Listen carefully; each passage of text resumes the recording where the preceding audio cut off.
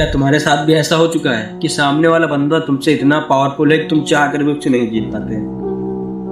तो तुम्हें ऐसी सिचुएशन में तुम्हें क्या करना है? तुम्हें वहां पे हार मान लेनी है, उसके सामने सरेंडर कर देना, उसके सामने हार मान लो, तो तुम्हें अपनी चाल चलने का मौका मिल जाएगा, क्योंकि वो समझेगा कि वो जीत गए हैं। तो इस टॉपिक को अच्छी तरीके से समझने के लिए एंड तक बने रहो। और मैं बात कर रहा हूँ द 48 लॉस ऑफ पावर के रूल नंबर 22 के बारे में। लॉ 22 कहता है यूज द सरेंडर टैक्टिक्स।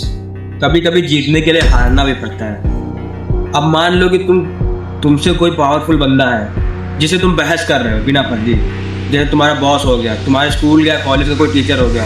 अब तुम सीधे उससे बहस करोगे तो वो तुम्हें वहीं चित कर देगा, क्योंकि वो तुमसे पावर में तुमसे बड़ा है, तुमसे ज़्यादा उसकी पोजीशन भी तुमसे ऊंची है।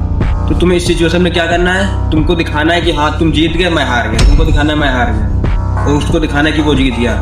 अब जब वो ये अनुभव करेगा कि हाँ मैं जीत गया, तो वो तुम्हें हारा हुआ मान लेगा और तुम्हें इग्नोर कर देगा।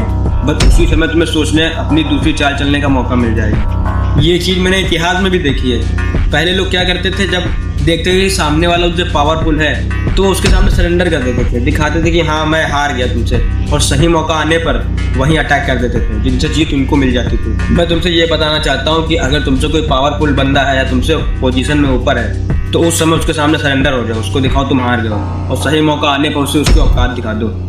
क्योंकि शेर जब लंबी छलांग मारता है ना, तो पहले पीछे जाता है, तब वो आगे की छलांग मारता है। अक्सर लोग यही गलती करते हैं, वो अपनी ईगो की वजह से हार जाते हैं। उनको लगता है कि अगर मैं सामने वाले से दब गया, उसको कमजोर दिखा, तो उनकी ईगो हर्ट होगी। लोग उनसे क्या बोलेंगे कि तुम कमजोर हो, तुम दब गए। लेकिन ये तुम्हारी मूर्खता है। तुम्हें वहाँ पे ईगो से काम नहीं लेना है, तुम्हें वहाँ लॉजिक से काम लेना है और अपने माइंडसेट से काम लेना है। लेकिन असलियत यही है, जो पावरफुल और शार्प माइंडेड बंदा होता है ना, वो हर लड़ाई नहीं लड़ता, वो वही लड़ाई लड़ता है जिसे वो जीत सकता है। अब इस लॉ का मतलब ये तो गलती से भी मत समझना कि अब मुझे हर जगह हार जाना है। तुम्हें वहाँ पे हार मानना है जहाँ पे लोग तुमसे पावरफुल हैं, और हार नहीं मानना है तुम्हें, वहाँ उनको दिखाना है कि तुम हार गए हो। तुम्हें मौका आने पे तुम्हें उनके औकात भी दिखानी है, तुम्हें हार तो उस समय माननी है सिर्फ। तो ये लो यहीं पे खत्म होता है। अब ये रील तुम्हारी फीड से कब गायब हो जाए तुम्हें नहीं पता, तुम्हें भी नहीं पता। और अगर तुम चाहते हो कि तुम द 48 लॉस ऑफ पावर के अगले रूल को ना मिस करो, तो मुझे अभी सब्सक्राइब कर लो, क्योंकि मैं इस चैनल पर सारे नियम एक्सप्लेन करने वाला हूँ द 48 लॉस ऑफ पावर के।